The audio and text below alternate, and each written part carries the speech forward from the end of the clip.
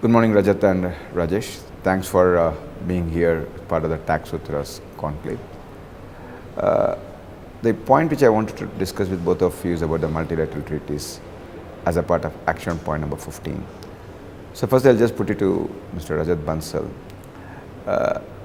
As you know that as per the action point number 15, multilateral and the bilaterals will coexist.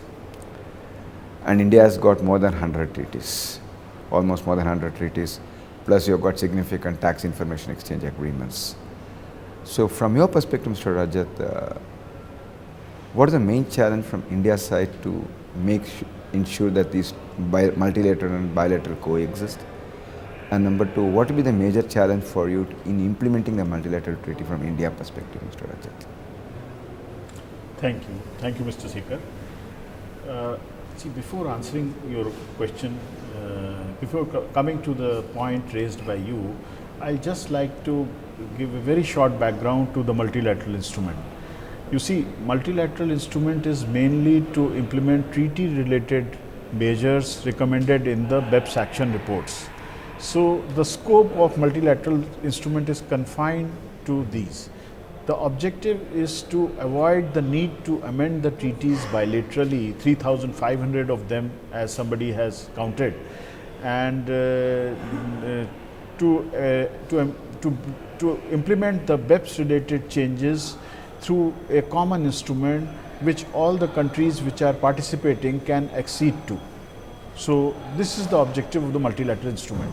Now BEPS action plan has some minimum standards which are necessarily to be implemented by all countries, and some are recommendations which it is up to the countries to adopt. Now even for minimum standards, countries would have choice to either do them through multilateral instrument or through amending their treaties bilaterally, but they have to achieve this.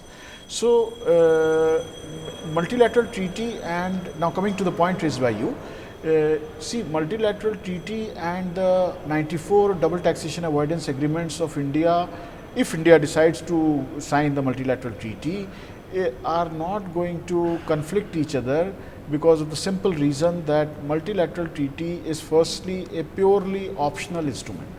Countries can opt for firstly they can opt for signing the multilateral instrument, and they may not also opt, and then article wise also they have choice to opt in for a particular article and not opt for a particular article. Then the conflict between the corresponding provisions in the bilateral treaty and the multilateral instrument is avoided through certain measures in the multilateral instrument which were there in the Action 15 report also. The main one being compatibility, what they call compatibility clause. So each article is going to have a compatibility clause which will make it a seamless transition from the bilateral instrument to the multilateral instrument. So there is not going to be any conflict on this account. Okay. Thanks, Mr. Rajat. Thanks for that clarification. Mr. Rajesh, you are from Mauritius, and Mauritius has been a significant, biggest investment partner and treaty partner with India. And I have a couple of pointers to you.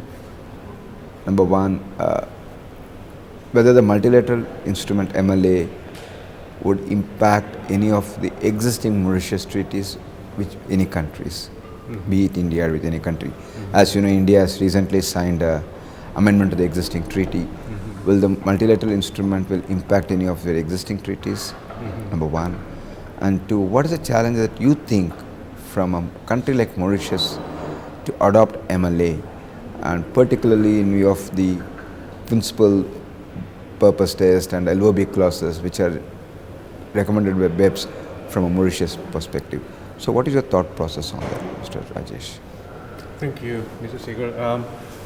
Well, whether the MLI is going to impact on the treaties, I think taking a step back, the multilateral instrument, at the end of the day, when it is signed or ratified, is going to be part of domestic law. There is going to be a ratification process there.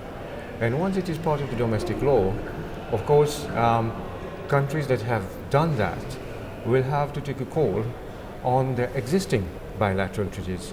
So yes, it will impact on those treaties. However, we'll have to see whether these treaties become covered, agreements with the MLI, and this is going to be a process which can only be done, by the country that has decided to sign up and ratify the MLI. Now, we are not there. The draft is still being worked on. It's still work in progress. But come the time when we cross the bridge, countries will have to take a call on that once it sits in the statute books, because then it becomes a binding legal document. Now, on the second point, if you look at the way the MLI is crafted, there are certain core concepts which are called minimum standards, and from which countries that have decided to sign up and ratify the MLI, will not be able to make reservations, because they form part of the de minimis, the minimal standards. Article, the action point dealing with treaty abuse, with also harmful tax practice. Now, if you took those two combined, this is where the issue of a PPT or a simplified LOB or a detailed LOB comes in. Now, the whole point of having the MLI is to address the issue of treaty abuse. Now, treaty abuse can take a number of forms. For example, you can have certain structures which is being used to end up in double non-taxation, for example, which is now very proscribed. And therefore, countries which are joining in, and this is something which they will not be able to opt out, because it is the core of it. And I think it's not only that, there are 4 minimum standards. The whole process is to actually address the issue where there has been erosion of tax base, there has been shifting of profits, and these are the 4 minimum standards. So these countries will have to implement those and make sure that even on a bilateral basis, that would be incompatibility with the multilateral, otherwise they would fall foul of that. Right. And I think once it becomes a legal document, although there is a lot of flexibility in the MLI itself which is provided, there are certain core minimum standards which have to be there. So the one more point which I wanted to discuss with both of you, from your country's perspective, from India as well as in Mauritius, what would be the implementation side which you need to look at it on implementing the multilateral perspective? Because OECD BEPS has advocated some good behavior pattern, and then what are the important areas that needs to be focused on implementing the BEPS. So from India perspective, Mr. Rajat, what are all the, I would give me 2 important pointers which you think that we need to take it forward to implement the multilateral perspective treaties? See, multilateral instrument is going to be a combination of articles to implement minimum standards as per BEPS action plan, and also other recommendations contained in the action reports. Correct. Now, every country, including, and India is no different, will have to see its interest first as to whether the signing of the instrument is going to be in the country's interest. I'm not saying that it's not going to be in India's interest or any such thought process is there. I'm just making a general observation which will be applicable to every country, because from the very inception, multilateral instrument has been conceived as a purely optional instrument.